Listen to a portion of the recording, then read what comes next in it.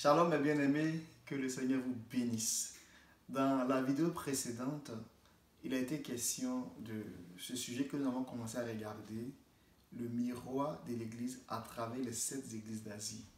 Et nous avons terminé sur ce ton-là en disant que ce qui se passe dans le chapitre 2, chapitre 3 d'Apocalypse va déterminer en fait ce qui va se passer à partir du chapitre 4.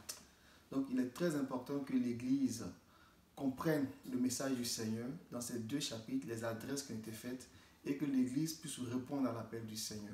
Donc nous avons dit qu'il y a les mauvaises doctrines qui se sont introduites dans l'Église et qui vont venir polluer la vie de Dieu dans l'Église. Donc la vie de Dieu dans l'Église, dans les croyants. Et comment est-ce qu'on peut se rendre compte de cela? Pour bien apprécier, on se sert de la parabole dans Matthieu 13, où le Seigneur parlait de la parabole du blé et de l'ivraie.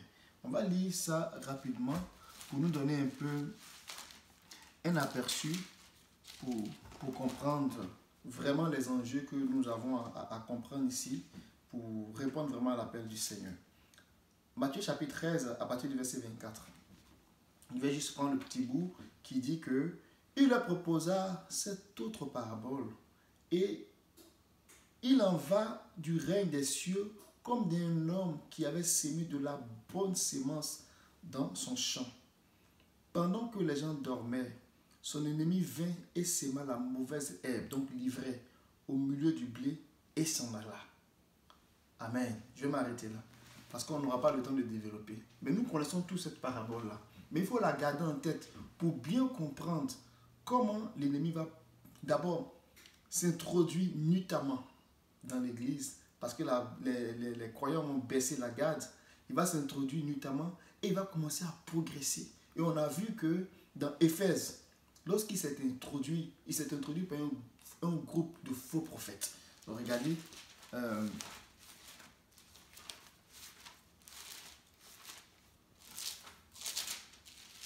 dans le chapitre 2, dans Éphèse, Apocalypse chapitre 2, on dit: je connais tes œuvres, ton travail, ta persévérance. Je sais bien que tu ne peux pas supporter les méchants et tu as mis à l'épreuve ceux qui se disent apôtres et ne le sont pas.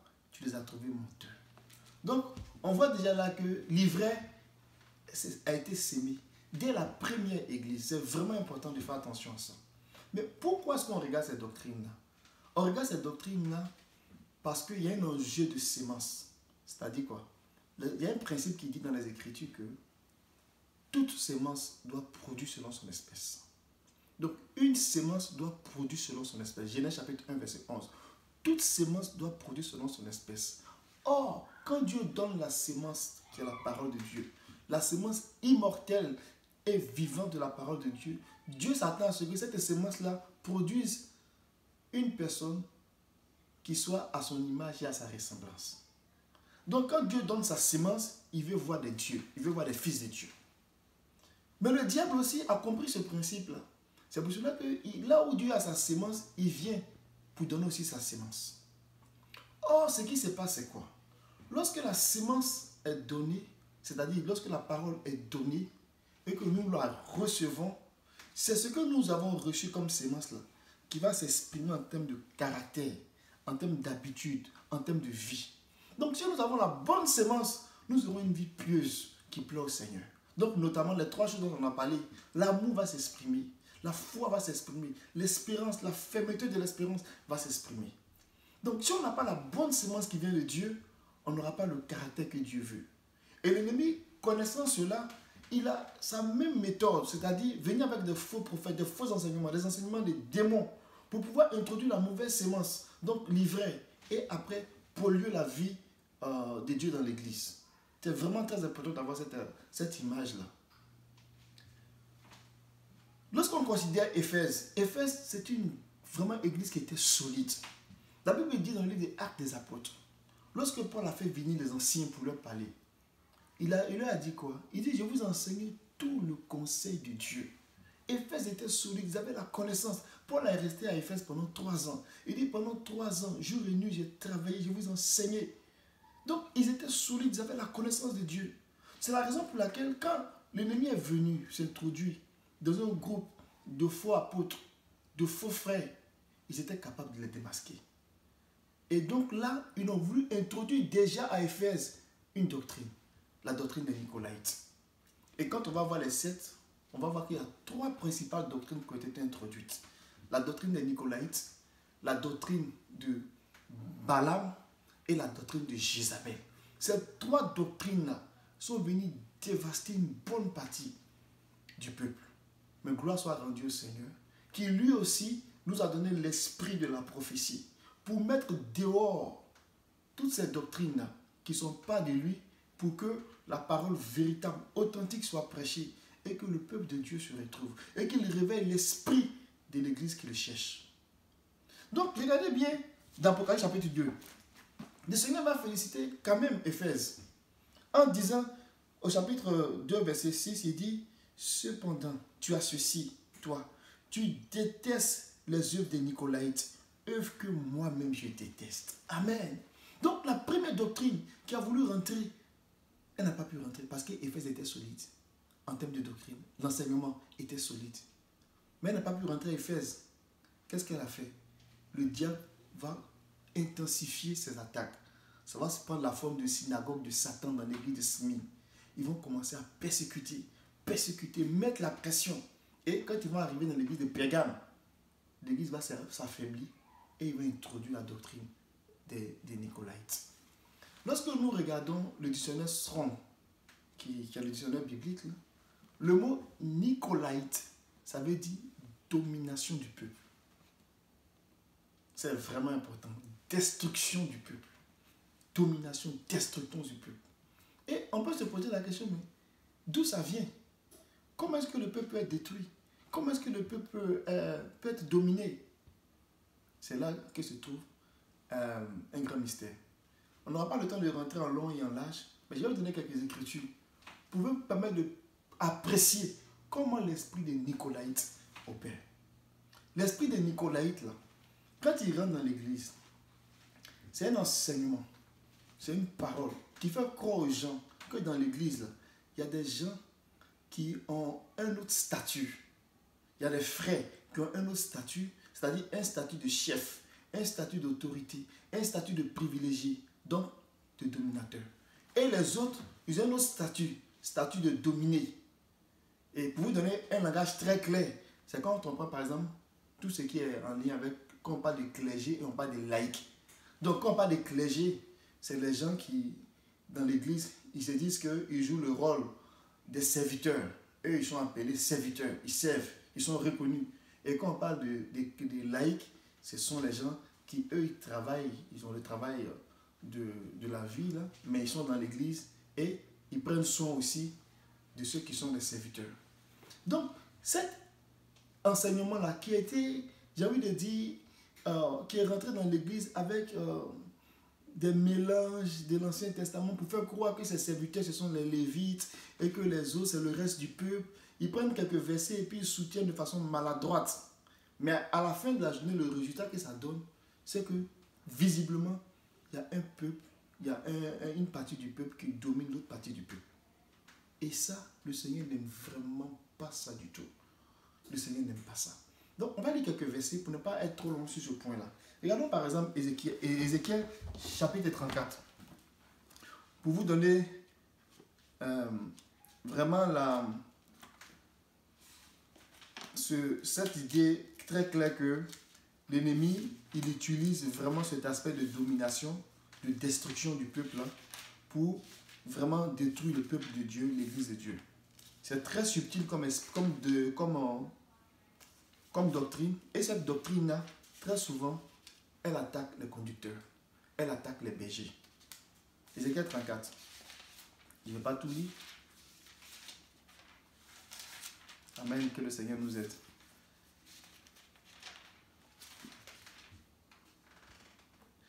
Je vais lire à partir du verset 3. On peut lire tout le chapitre. Il dit, « Oh, vous ne prenez pas le lait. » Il dit, « Oh, vous en prenez le lait pour vous nourrir. » Il parlait des bergers. « Vous en prenez le lait pour vous nourrir, la laine pour vous habiller. Et vous abattez les bêtes les plus grasses. Vous n'agissez pas en berger. Vous n'avez pas rendu de force aux bêtes affaiblies, ni soyez celles qui sont malades. Vous n'avez pas pensé celles qui étaient blessées, et vous n'avez pas ramené celles qui étaient écartées du troupeau, ni cherché celles qui étaient perdues. Mais vous avez exercé votre pouvoir avec violence et dureté. Pierre, il va parler de ça lorsqu'il s'adressait aux anciens. Dans 1 Pierre, chapitre 5, ce sera vraiment pertinent de juste de lire et puis que l'Esprit fasse son travail en nous pour qu'on comprenne. Parce que le mot nicolaïte, on ne le retrouve pas de façon très claire dans les autres écrits. Mais la pratique, elle est là. Le Seigneur en a parlé. Les apôtres en ont parlé. Donc, c'est vraiment très clair. Dans 1 Pierre chapitre 5, dans 1 Pierre chapitre 5, on va lire le verset 1. Il dit, je m'adresse maintenant à ceux qui, parmi vous, sont anciens d'église. Je suis ancien moi-même. Je suis témoin des souffrances du Christ et j'aurai part à la gloire qui va être révélée. Voici ce que je leur demande. Prenez soin comme des bergers du troupeau que Dieu vous a confié. Amen. Veillez sur lui, non pas par obligation, mais de bon cœur, comme Dieu le désire. Agissez non pas par désir de vous enrichir. Amen. Mais par dévouement. Le verset 3. Ne cherchez pas à dominer ceux qui ont été confiés à votre garde, mais soyez des modèles pour le troupeau. Quand on en parle, ça peut paraître trivial de dire que mais nous sommes les serviteurs de Dieu, on n'a pas de problème avec ça. Mais elle est tellement subtile la domination, on ne se rend pas compte. Paul a appelé les anciens d'Éphèse, c'est-à-dire les conducteurs. Et voici le conseil qu'il lui a donné. Allons-y lire ça dans Acte 20. Et peut-être que je vais m'arrêter là sur la question de la doctrine de Nicolas. Il y a beaucoup à dire, mais je voulais juste attirer votre attention là-dessus. Dans Acte 20, il a appelé les anciens d'Éphèse et puis il a dit une parole qui est très puissante. Prenez garde. Et puis comme, je ne dirais pas par hasard, c'est l'église d'Éphèse. Donc ils étaient préparés à cette doctrine. Prenez donc garde à vous-même et à tout le troupeau parmi lequel l'Esprit Saint vous a nommé évêque. Faites paître l'église de Dieu. Cette église que le Seigneur s'est acquise par son propre sang. Je sais qu'après moi, après mon départ, s'introduiront parmi vous des loups féroces qui n'épargneront pas le troupeau. Donc ici, c'est l'esprit de la destruction du troupeau. Mais de quelle manière? Et que d'entre vous-même, donc c'est au milieu des anciens, que d'entre vous-même, des hommes qui diront des choses perverses pour entraîner les disciples à leur suite. Veillez donc, en vous souvenant, pendant 3 ans, nuit et jour, je n'ai cessé par des larmes d'avertir chacun de vous. Mais maintenant, je vous confie à la grâce de Dieu, à la parole de sa grâce et à la puissance de Dieu qui peut vous construire et d'assurer un héritage parmi tous ceux qui sont consacrés. Oh, regardez cette phrase-là que j'aime bien, à partir du verset 33. Il dit, je n'ai désiré ni l'or, ni l'argent, ni les vêtements de personne. Vous le savez vous-même. Ce sont ces mains-là qui ont pourvu à mes besoins et à ceux de mes compagnons. La façon dont l'esprit de Nicolaïte agit là, de plusieurs façons. Mais 2 choses pour vous donner de pouvoir me suivre. Par la domination. Donc, il va chercher à avoir une certaine autorité sur le troupeau. Et on va le voir dans le livre de Matthieu 20. Ils vont vouloir avoir cette domination-là. Ils vont vouloir se faire assister. Donc, les questions, par exemple, de dîmes et d'offrandes, lorsqu'ils vont en parler, pas qu'ils n'en ont pas besoin, pas qu'ils n'en ont pas le droit, ils ont le droit, parce qu'ils servent, ils doivent vivre de l'évangile. Mais quand ils développent des doctrines autour, on sent qu'ils veulent vraiment s'enrichir, ils veulent qu'on prenne vraiment soin d'eux. Et c'est pour cela que l'apôtre Paul, ce qu'il préconisait, il dit, même si j'ai le droit, je travaillais de mes mains. Amen. Et il a même dit, j'ai travaillé plus que tous. Mais en même temps, il travaillait de ses mains. C'est à cause de la doctrine des Nicolaïtes. Parce que ça vient créer un sentiment de supériorité, de domination et d'assistanat. C'est pour ça que le Seigneur a dit dans le livre de Matthieu 20, et je vais m'arrêter là pour la doctrine des Nicolaïtes. Il a donné une parole qui est très puissante. Si cette parole-là, nous pouvons la comprendre en tant que berger, en tant que conducteur, ça va nous faire du bien et l'ennemi n'aura pas raison sur nous en ce qui concerne la doctrine des Nicolaïtes. Dans Matthieu chapitre 20, verset 25, à 28, il dit, Jésus les appela et dit, vous savez que les chefs des nations dominent sur elles en seigneur et que les grands le font sentir. Ils font sentir leur autorité. Vous voyez, ils font sentir leur autorité. C'est une caractéristique des nations. Il n'en sera pas de même parmi vous. Au contraire, quiconque veut devenir grand parmi vous sera votre serviteur. Et quiconque veut être le premier parmi vous sera votre esclave. Regardez la puissante parole du Seigneur. Il dit, c'est ainsi que le Fils de l'homme n'est pas venu pour être servi, mais pour servir et donner la vie en rançon pour une multitude. Donc, en tant que berger, si on n'a pas compris, comme le Seigneur le dit ici, que le Fils de l'homme n'est pas venu pour être servi, mais il est venu pour servir et donner sa vie, on sera pris au piège par la doctrine des Nicolaïtes. Que Dieu nous garde de cette doctrine-là. Aujourd'hui, elle est rentrée dans l'église et elle est en train de détruire beaucoup de serviteurs de Dieu et ils se font séduire par les titres, par les honneurs, par l'argent, par les richesses. Que Dieu nous garde de cette doctrine-là. La deuxième doctrine qui s'est introduite dans l'église de Pergame, c'est la doctrine de Balaam. Il y a beaucoup de choses à dire sur Balaam. Oh, si vous allez dans le livre de Nombre 25, on voit que ce Balaam-là, il a été appelé pour maudire Israël. Mais il n'arrivait pas à maudire Israël. Et qu'est-ce qu'il a fait? Il a commencé à dire qu'est-ce qu'il fallait faire pour séduire Israël. Oh, Seigneur, garde-nous. Israël a fait tout le parcours dans le désert pour aller au pays promis. Il y avait 42 stations. 42 stations. Ils étaient quasiment à la porte de Jéricho, dans la dernière station, à Sittim. Et c'est là où ils étaient prêts à rentrer en possession du pays. Balaam est venu sous une inspiration diabolique. Il est venu dire que pour piéger ce peuple-là, il faut emmener des femmes pour séduire le peuple. Et le peuple va se livrer à la prostitution. Donc cet esprit de Balaam-là, en fait, quand il rentre dans l'église, la façon dont il s'exprime, c'est à travers une sémence qui vient ensorceler l'église. Ça vient comme envoûter l'église. Donc, c'est une sémence, c'est une sorte de message où les messages n'ont ni tête ni queue. Ça n'apporte pas de vie dans l'église. Ce sont les messages qui sont inspirés du monde, qui sont empruntés des tendances du monde. On dit, il y a une fête ici. Le dimanche, on va prêcher par rapport à cette fête. Même si c'est une fête païenne même, on va prendre ces choses-là pour les introduire dans l'église. Et ça endort l'église, ça endort les chrétiens. Ils ne peuvent pas comprendre le travail que Dieu est en train de faire. Que le Seigneur nous donne l'esprit de la prophétie, c'est-à-dire l'esprit des prophètes, pour pouvoir apprécier les messages que nous entendons. Ce n'est pas n'importe quel message qu'il faut écouter. Il faut que tu écoutes un message qui vient de la révélation des prophètes, qui vient de la révélation des hommes de Dieu, pour que ça te donne d'apprécier le travail que Dieu fait, afin que tu aies de l'espérance et que tu puisses vraiment suivre ce travail-là et saisir la vie éternelle. Oh, que le Seigneur nous donne, que le Seigneur nous aide, que le Seigneur nous aide vraiment à cela. On peut le voir dans 1 Pierre, chapitre 2, où l'apôtre Pierre, il fait référence à Balaam. Ce sera peut-être le seul verset que je vais lire pour cette doctrine-là. Oh, que le Seigneur nous aide. Que le Seigneur fortifie son église et que le Seigneur nous donne de comprendre comment le diable subtilement rentre dans l'église et fait des dégâts. Mais que l'Esprit du Seigneur ouvre nos yeux, qu'on comprenne ces choses-là. Dans 2 Pierre chapitre 2, à partir du verset 14 par exemple, on dit, ils ont des yeux pleins d'adultère, insatiables de péché, ils séduisent les gens mal affermis, ils ont le cœur exercé à l'avidité, ce sont des enfants maudits.